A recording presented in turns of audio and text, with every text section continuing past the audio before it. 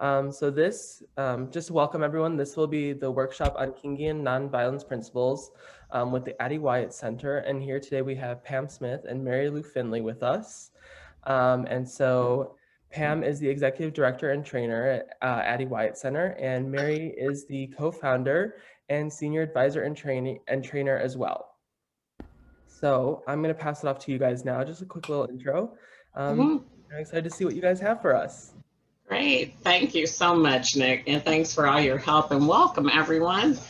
Can we just start, just to get a sense of each of you a little bit, can you type into the chat something that you're, an issue that you're working on, or a project that you're working on, or something that you're concerned about in the community? We'd like to just kind of see where you're at, what you're thinking about these days. If you can put your name will come up with it. Yeah, that's good.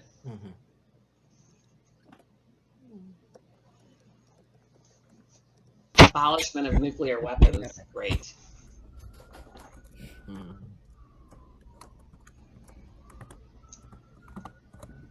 Welcome, Andrew, James, Steve, David. David, how are you? Good to see you. Haven't talked to you in a long time. Nice to see you, Pam. Yeah. Justice for Palestinians, yes. A variety of things, okay? But lots of focus on nuclear abolition. Korea Peace Now campaign, great. Okay. So as we begin talking through Kingian Nonviolence, why don't you keep in mind the things that you're working on and how you might apply some of this thinking to your current work. Milwaukee, when is the right time to do a CD for peace to pressure the congressman? Okay, write something. Yes. Okay. Okay, real good. Well, we have such a short time today. We're just going to cover a few things from Kingian Nonviolence. Just to give you a sense, the basic training of Kingian Nonviolence is called the 2-day core, and it's 16 hours. So what we're giving today is just a little tiny fraction. So the students, even when the high school students take this, they first take the 2-day core. If they want to become a training, then they take a whole lot more. So, and then they become peer trainers, and the young people train other young people. So that's a really wonderful thing about Kingian Nonviolence. Going to show my screen. Okay, I'm going to go into present mode. Okay, so on my screen, my share thing is covering the agenda, but this is the agenda. We'll talk about the 4 pillars of Kingian Nonviolence, a little bit about conflict, the difference between violence and nonviolence in terms of how Dr. King thought about it, the 6 principles of Kingian Nonviolence, and a little tiny bit about the 6 steps, which are the organizing steps. And then we'll close. And I'm delighted to be here today with Mary Lou Finley. I will introduce myself first, and then Mary Lou will introduce herself. So I'm an Evanstonian. I am living and working at a historic monastery that has a social justice mission in Richmond, Virginia. For most of my career, I worked on political campaigns and for government, handling communications and the media. And among those campaigns were Jesse Jackson's presidential campaign that some of you might remember. The first one locally and the second one in DC, working on the national campaign. And then Obama's US Senate campaign. And then I consulted for 12 years, helping nonprofit organizations with planning and research. So I have a passion for history. I'm also a historian, and I love that. And with that, I'm going to turn it over to Mary Lou. Good morning, everybody. I'm excited to be here with you. I have spent time in Chicago in my life, but right now I'm living in Seattle. And for these purposes, One of the things I want to tell you is that when I was 22, a few decades ago, I was on Martin Luther King's staff when he was involved with the Chicago Freedom Movement in the 1960s in Chicago. I went on to become a sociology professor. I've been teaching sociology, and I've been able to teach social justice issues and at Antioch in Seattle for many, many years. I've done some work on homelessness issues here in Seattle, and particular interest in poverty and racial justice. So anyway, glad to meet you all. Great. Thank you, Mary Lou. Just so that you know about this, and also gives me a reason to mention Gail Schechter. We worked on a book together that came out in 2016, Mary Lou? 2016, the Chicago Freedom Movement. And that's available. And Gail Schechter, who a lot of you probably know, does a lot of work in Evanston and Skokie, is also a co-founder of the Addie Wyatt Center, along with Sherry Bevel, who is the daughter of James Bevel, who was central in the civil rights movement. Okay, we'll start with kind of some foundational information, Mary Lou. Okay, so we talk about the 4 pillars of Kingian nonviolence. And the first one is, why do we call it Kingian? Well, it's certainly it's certainly connected to Martin Luther King. It comes out of the Martin Luther King tradition. But we also want to say it's really not just Martin Luther King. It's that whole environment of nonviolence that emerged during the civil rights movement, in which there were many women involved as well as men. You know, Dorothy Cotton was, Ella Baker were a few of the important ones, Septima Clark, and Coretta Scott King, actually. So, okay, that's number 1. The second one is, a Kingian nonviolence is both a philosophy and a methodology. It's a philosophy in the sense that it's how we live our lives, and it's how we think human communities can work. And the second is, it's a methodology that has to do with how do we bring about change. 3, Kingian nonviolence has this particular way to how we think about conflict, and Pam's going to talk about the details of that in a few minutes. And 4, again, it's how we approach organizing. And one of the distinctive parts of that is that the goal in the end is reconciliation. We're recognizing that we all have to live together ultimately, and we want to do our organizing and our movements in a way that allows us to come together as communities. More details on that later too. Okay, thanks, Pam.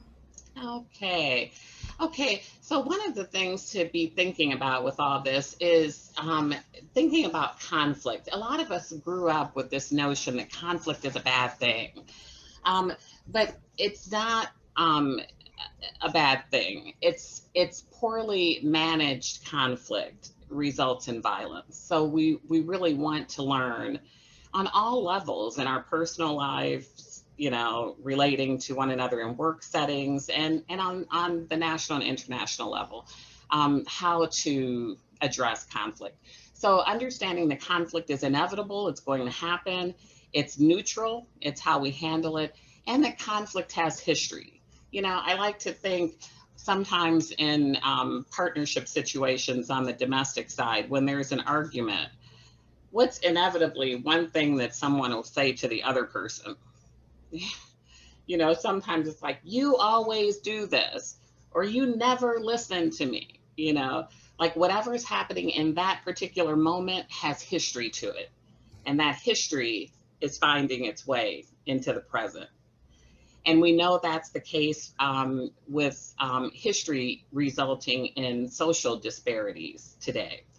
So we always want to think in some community violence situations, if things just spontaneously erupt on the street, do we think that that just happened because of what happened between those parties in that moment?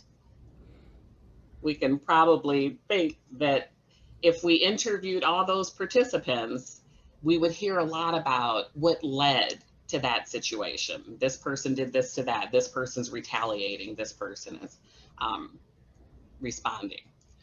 So keeping this frame of conflict is an important part of Kingian nonviolence. Mary Lou?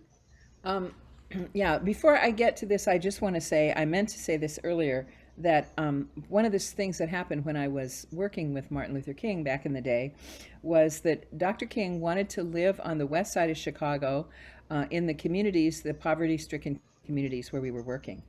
And so one of my jobs was to get this apartment ready for him. And that first night he moved in, we took him some extra blankets, and he invited us to stay, to bring him some barbecued ribs and stay for dinner. And and while we were there were some young men from the community who came in. One came up the steps, and Dr. King invited him in. Pretty soon there was a whole string of them that came on, and the first guy said he went back and told his friends Martin Luther King had moved in to the neighborhood, and they didn't believe him.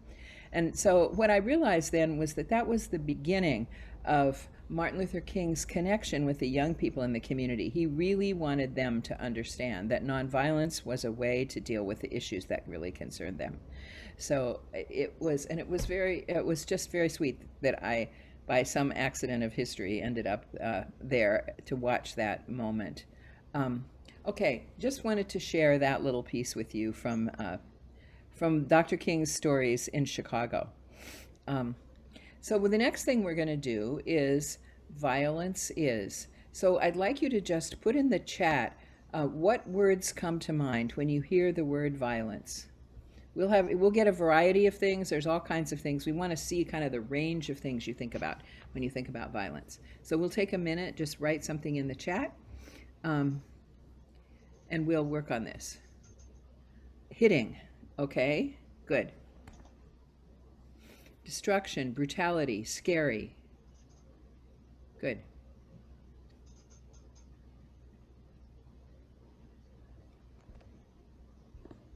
What else can we? Pain, screaming, shouting, rage, revenge, irreconcilable conflict, hitting, bombs, language violence like sarcasm, harming another physically, emotionally, economically. Missiles. Okay, this is great. We're getting a really good range of things. And what we want in all of us, thank you, blown up buildings. Yes, we're seeing, yes. This is really great. A whole range of really extreme kinds of violence with missiles, anathema to human dignity. Thank you for that. And we're also getting some, somebody said, let's see, language violence like sarcasm. So we think of that as emotional harm. Anathema to human dignity, I like that. Sanctions, which suggests, and somebody has harming another physically, emotionally, or economically from Vince. Okay, thank you very much. Segregated neighborhoods, this is great. We could have a long conversation about all this, but today we're gonna have a short one. So when we describe this, we think about it, it's close to what Vince said about harming another physically or emotionally, or and I like your addition, Vince, of economically. It gets at a sort of structural causes of structural violence, really. And segregated neighborhoods, sanctions all fit into that too. Okay, thanks very much. We're going to move on to what is nonviolence. Pam. Okay, thank you, Mary Lou. I'm trying to advance it. I'm having trouble. Is Nick still here? I am. Mary Lou? Okay. Yeah, Are you able to advance it, Nick? I think try clicking on the page and then advancing. Oh, I see. Yeah. Oh, not a techie, so I'm missing some basic things here. Okay. Thank you. Okay, so this next one, the discussion of non-violence versus nonviolence, really gets to how Dr. King thought about, how Dr. King and the civil rights people of that generation thought about this. So what's the obvious difference that you're seeing? Please just unmute and respond. What's the obvious difference between the presentation of these two forms of the word? One is kind of identifying non. Identifying. Okay. Okay. Thank you. Identifying non. What else? The first looks reactive and the second looks more whole. Okay. Very good observation. Okay. In terms of the symbol in that, what is that symbol to you in the first one? If we were thinking in terms of math, for example, what would that symbol be that you're looking at in the first representation? Yes. Or as a dash, I always think of division. Yes, exactly. Okay. Okay. So let's think in terms of subtraction or a minus sign. Okay. So here, what happens when something is subtracted? What's happening in that situation? Decrease, lessened, it's less than it was before. Exactly. Something is being taken away from what was there. Okay. So very good. Thank you. So in this case, what's being taken away? One of the colors. Dignity. Dignity is certainly taken away. In this instance, we're taking away violence. So the minus sign is saying, okay, we're taking away violence. The way that Dr. King thought about this is the second version of the word is a positive force. It's not just, so let's think about some situations that you're working on. If we just take away the violence, are we where we need to be? I hear you, I see you shaking your head, Kate. Okay, so why is just taking away violence not enough? And that can be anyone, yeah. Because I'm going to let someone else talk. It doesn't build a positive structure. Right. Say that again. It doesn't build an equanimous structure. Exactly, exactly. We're trying to imagine and create the kind of world that we all want to live in. We're not just trying to, I lived in Burundi during the Civil War. And, even when the tanks and things were off the street, that didn't mean that there was peace. And why didn't that mean that there was peace? Because underlying the whole thing, what? In any situation. Everything that caused the war is still there. Exactly, exactly. So, and you folks all know this, but we're just trying to emphasize how Dr. King really thought about this, that unless we're addressing the root causes, we can't just take away violence. We have to be proactively, we have to be active. Really, in the first situation, that is a passive situation. And don't so many people have the impression that nonviolence is a passive kind of thing? And Dr. King always said, I'm not a pacifist. I believe in confronting, these issues, but confronting them in a nonviolent way. So nonviolence, as it's represented in the second case, is a more lasting piece because we're actually addressing it. It's more in line with a cure as opposed to just a treatment. So we think of it as positive peace. It's a positive peace where everyone is being treated fairly, as opposed to a negative peace where on the surface it might seem peaceful, but it really isn't. So just keeping in mind that nonviolence is represented without the hyphen is a positive, active peace. It's also a love force because we want to address all of these issues, but we want to address them nonviolently, and we want to address them by loving our fellow human beings. And on that issue of love, I'll move to, this is not supposed to be there, that quote. So Mary Lou? So can somebody read this for me? Shelton, I can see your picture. You want to read it for us? Okay. Power without love is, let me just erase this.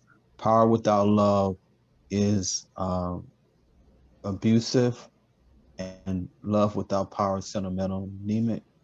I can't read the word because I see a picture at the top. Is reckless and abusive, Yeah. and Sorry, I love know. without power is sentimental.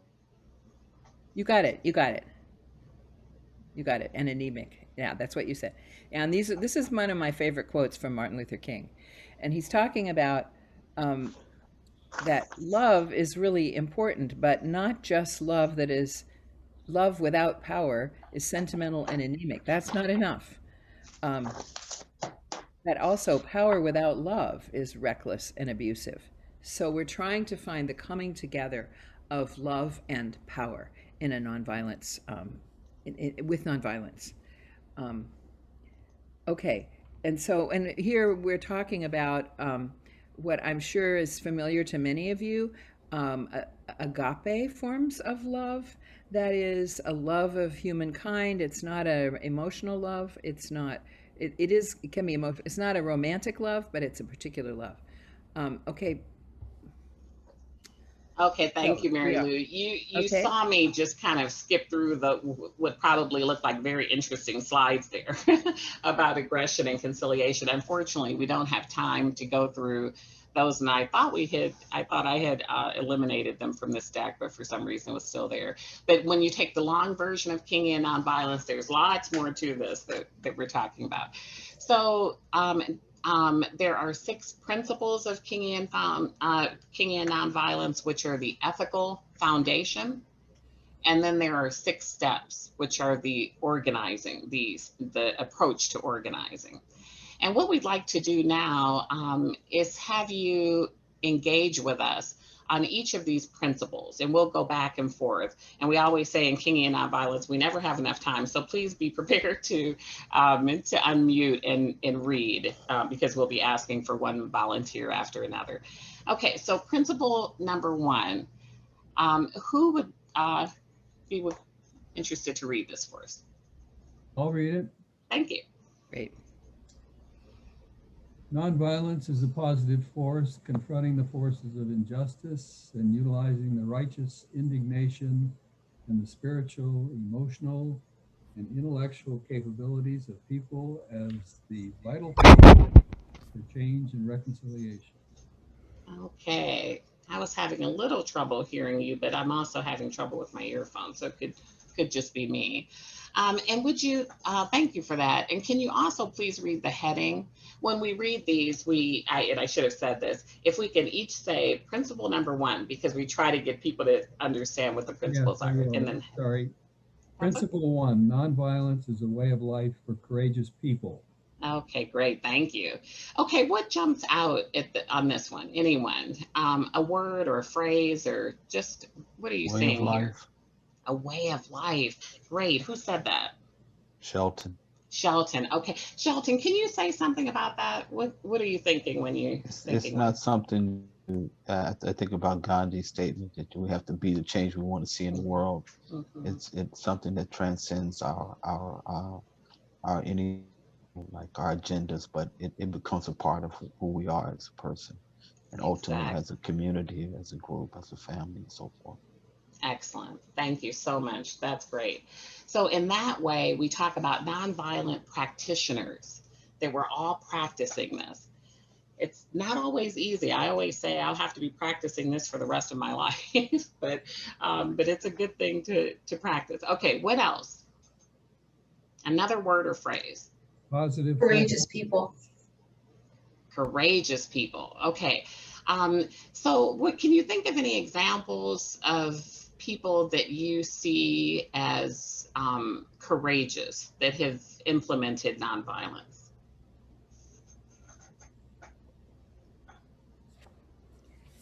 Examples of people, did you say? Yes. Oh, how about Gandhi? Yes, that's an excellent example. Okay, and so why the juxtaposition of, it's something interesting about it's nonviolence. Like sometimes people have trouble with thinking about nonviolence as courageous. Can someone help us understand the connection between those two things? it goes against the prevailing ethos or cultural norm that we often see in our world. For example, with so many conflicts, that one of the easiest solutions has to be armed conflict, whether it's community policing or international conflicts. We often so quickly go force, right? Mm-hmm. Exactly. Exactly. So, there's this idea that, that nonviolence is weak, nonviolence isn't anything that, you'd have to have strength for. But here, what does Dr. King say? That it requires all of your spiritual, emotional, and intellectual capabilities. You have to put everything on the table to be nonviolent and be always acting, not passive, not on the sidelines, being an upstander and always acting. Okay, one last thing that you see from this one. What about righteous indignation? What is that? Righteous indignation. And maybe someone we haven't. Jesus throwing over tables. Righteous indignation, Dr. King talked about being maladjusted, social ills. So it's being unwilling to accept social ills as the norm, and being willing to do something about it. Yeah, very good, excellent. And who else was speaking up then? What was your take as well? I just think of Jesus throwing tables over in a temple. Yeah, right. Yeah, exactly. So as we organize, helping people understand that righteous has the word right in it. Like there's a reason for what you are feeling.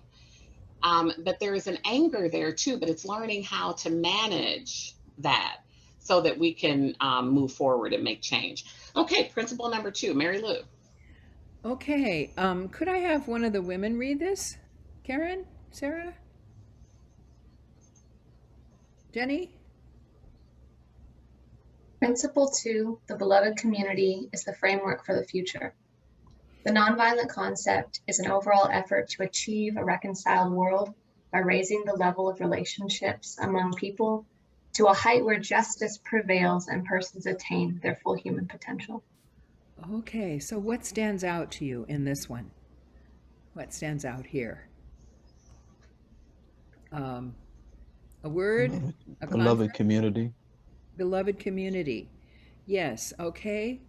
And can you think of what beloved community, what does that mean to you? What might be in a beloved community? It's a community where koinonia or fellowship for humanity is prevalent, and it's the predominant ethos or a way of life where people are answering the question, who is my brother or my sister, in a positive way, that our neighbors, that the stranger, that those who we do not know are indeed linked to us in a common destiny. Thank you for that. That's wonderful. So what else stands out? I have a question on this. Yeah. Is this separatist or is this inclusive? I think it could be applied either way. Yes. The intention of this is inclusive. We really want everyone included in the beloved community. And I think as we work on getting there, sometimes we have smaller communities where we can generate the beloved community amongst ourselves. But the goal is to expand it out to be inclusive, very inclusive. Yes. But thank you for that question. Does that, Vince, I didn't quite hear. Was that a reaction? Vince, you're muted now, yeah. Did you want to say something? What was the last thing you were saying, Vince? Yeah. The problem is when people say the rest of the world should join us, but whether they do or not, we don't care. We'll just build it among ourselves. Well, the goal in this way is to be really inclusive. So what else stands out in this besides the beloved community? What else do we see here? Well, I see equality. Yes. And you want to say why that strikes you? Because it refers to all people attaining their full human potential, all those involved. Yes, yes, yes. That's great. That's great. So what about framework for the future? Why do we put this in here? Somebody have a comment on that? Why do you think that might be here? Because the prism matters, right? So the prism matters. So once you buy into a framework, you don't have to achieve the framework tomorrow, next week, next electoral cycle, or next decade. But if you're interpreting the work that you're doing, viewing it through that vision, that framework for the future, it informs virtually everything you do in your day-to-day life as well as your activism. That's really great, David. Thank you. Yes, you're really right. It's our vision for the future, and we're aiming in that direction. Even though we may be a ways from it, that's where we're going, and we want to put all the pieces of what we're doing in a frame that gets us in that direction. Okay, Pam, next one. Okay. Let me go back. Principle 3. Okay, someone read this, please. It may be someone who hasn't read or spoken. Principle 3, attack forces of evil. Oh, sorry, not persons doing evil. The nonviolent approach helps one analyze the fundamental conditions, policies, and practices of the conflict rather than reaching to one's opponents or their personalities. Thank you. Okay. Okay. So yeah, not reacting to our opponents or their personalities. Excellent, Andrew. What jumps out at you for this one? A word or a phrase or? I like it a lot. I think the part of advocacy that I am most interested in and feel that I am best equipped to engage within is the sort of looking at policies dimension of it. And I think this is a good strategy for criticizing the ways in which things are constructed without engaging in too many ad hominem attacks, which I think are usually unproductive. Very good. Excellent. So keeping your eyes on the prize and that focus on really changing the laws, policies, conditions.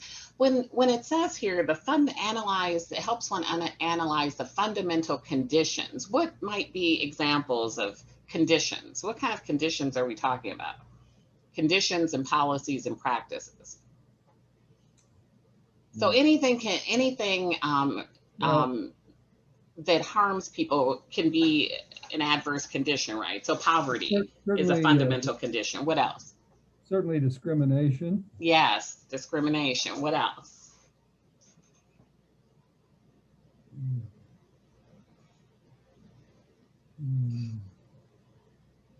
Institutional Poverty bias. seems to encompass so much. Institutional bias, yes. Bias. Yes. Okay. I was thinking of healthcare. Healthcare, right, exactly, Jenny. Okay, excellent.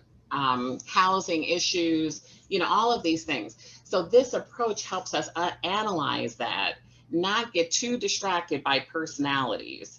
That doesn't mean that there's not times that you don't have to vote someone out of office, but it's keeping your eyes focused and your efforts focused. The other part of this is that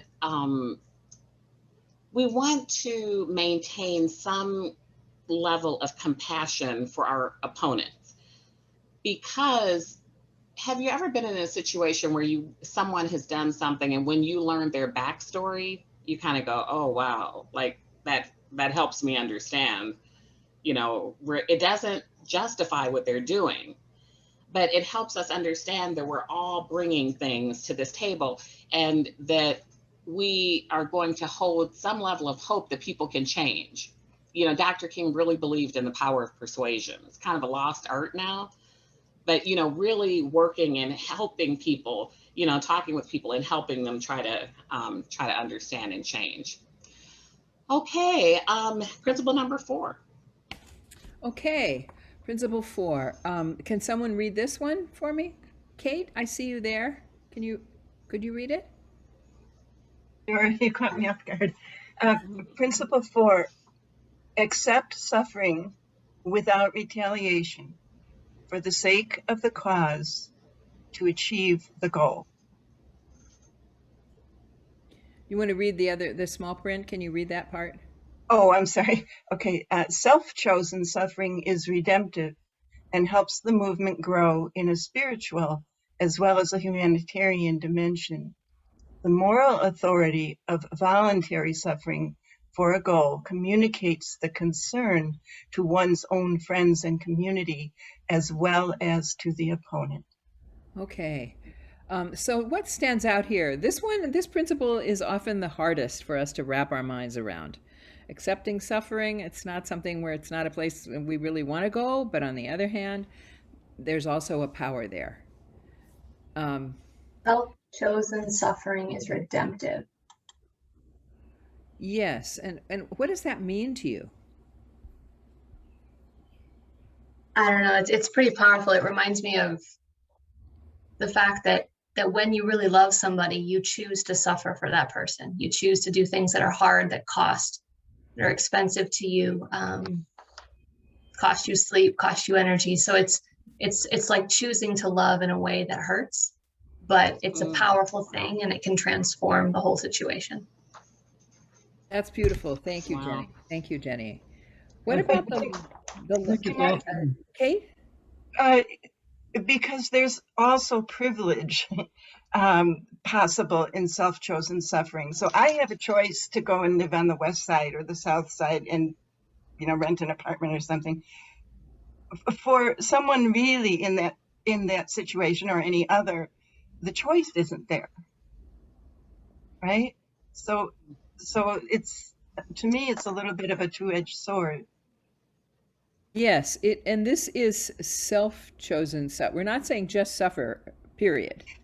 But right, but I have the privilege to be able to self-choose it. It's not imposed on me. I'm not in the boat moving from Africa to Italy, right? I'm not desperate. Okay. Right? Yes.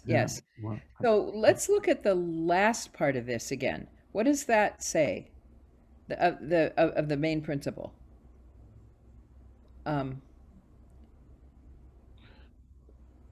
For the sake of the cause to achieve the goal. So how does that guide us? How does that guide us when we think about suffering?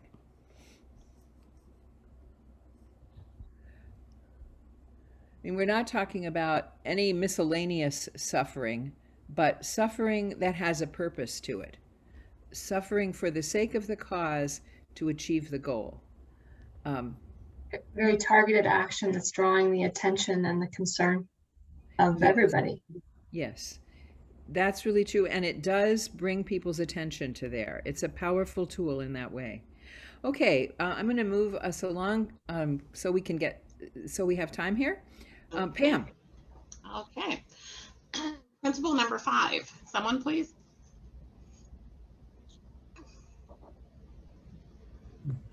I already read one. I'll read this if you will. Please, go ahead. Go right ahead. Okay. Principle 5, avoid internal violence of the spirit as well as external physical violence. The nonviolent attitude permeates all aspects of the campaign. It provides a mirror-type reflection of the reality of the condition to one's opponent and the community at large.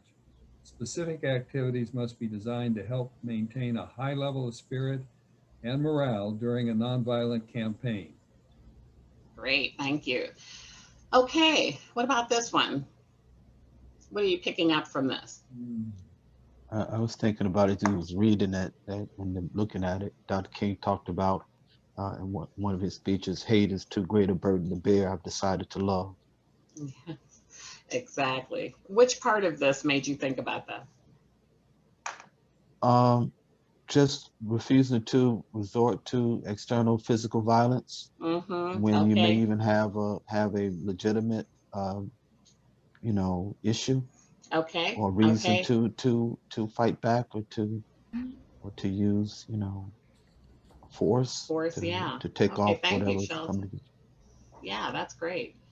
Okay, and so this avoid internal. First of all, what is internal violence of the spirit?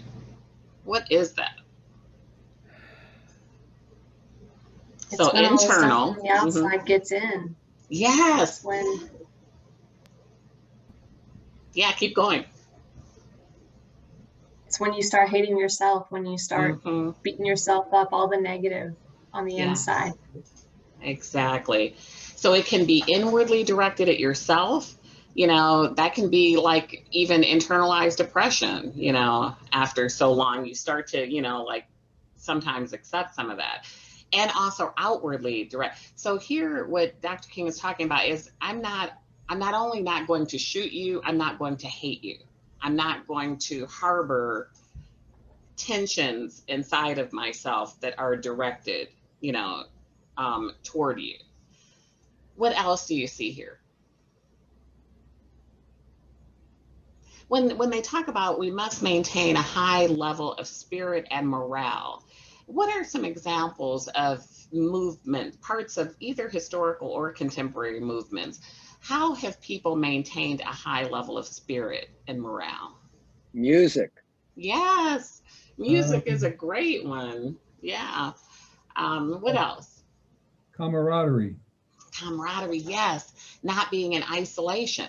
Right, exactly. That's why there were mass meetings and, you know, things like that. Okay. What else? Prayer. Prayer, yes. You know, just doing your own time, you know, so that you can release some of that.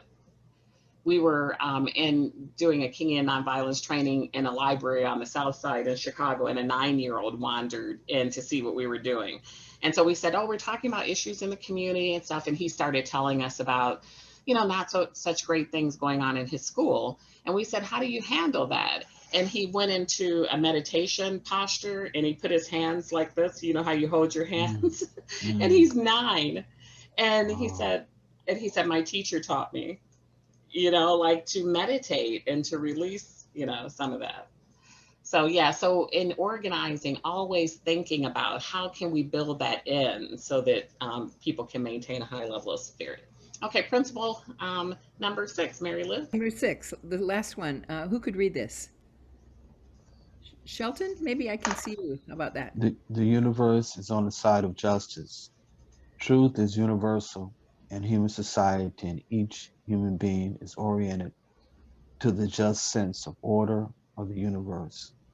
The fundamental values in all the world's religions include the concept that the moral arc of the universe bends towards justice. For the nonviolent practitioner, nonviolence, now we're going to have to hold on here for a moment.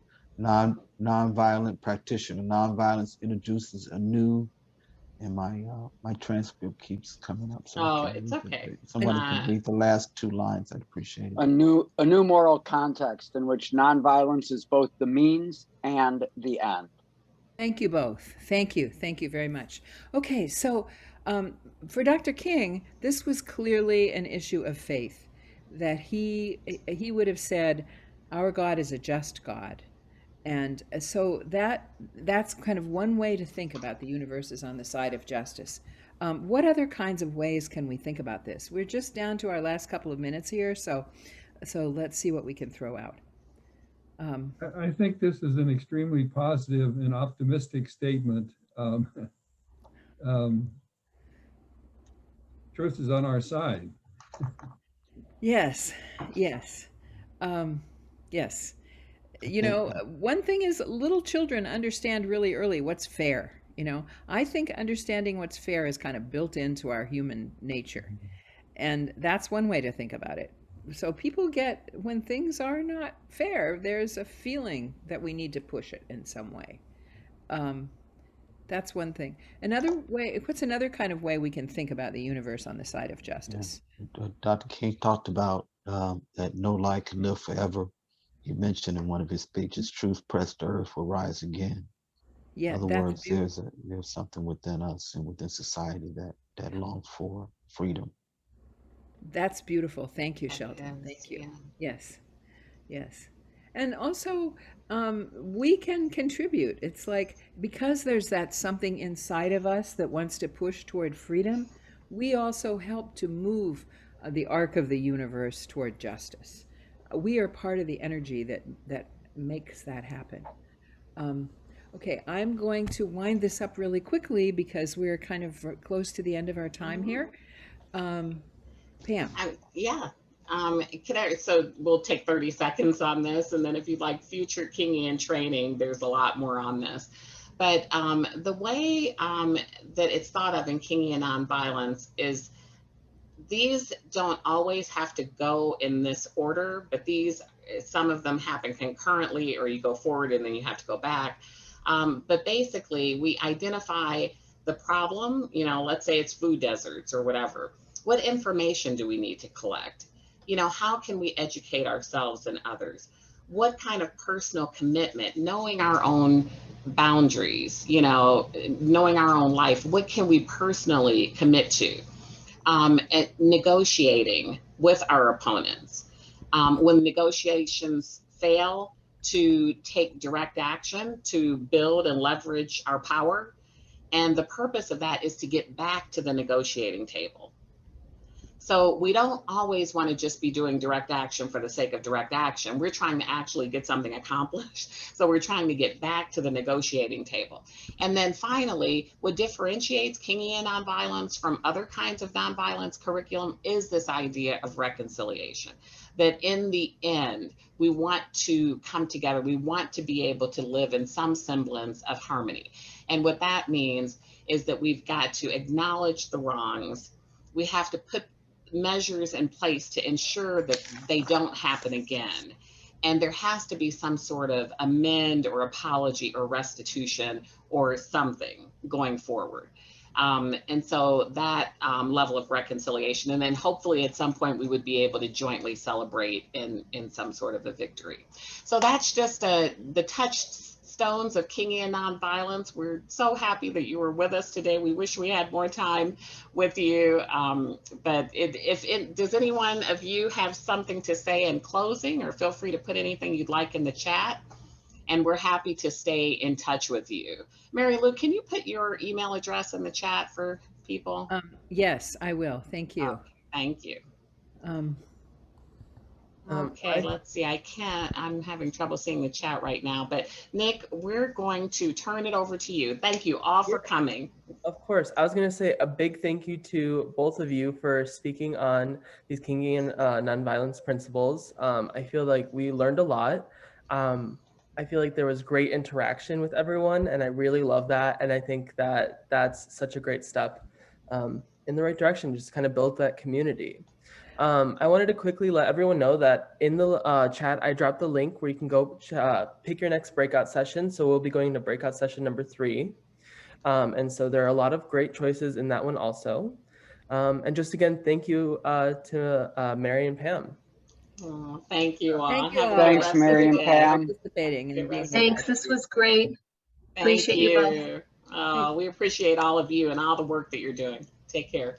Thank you all.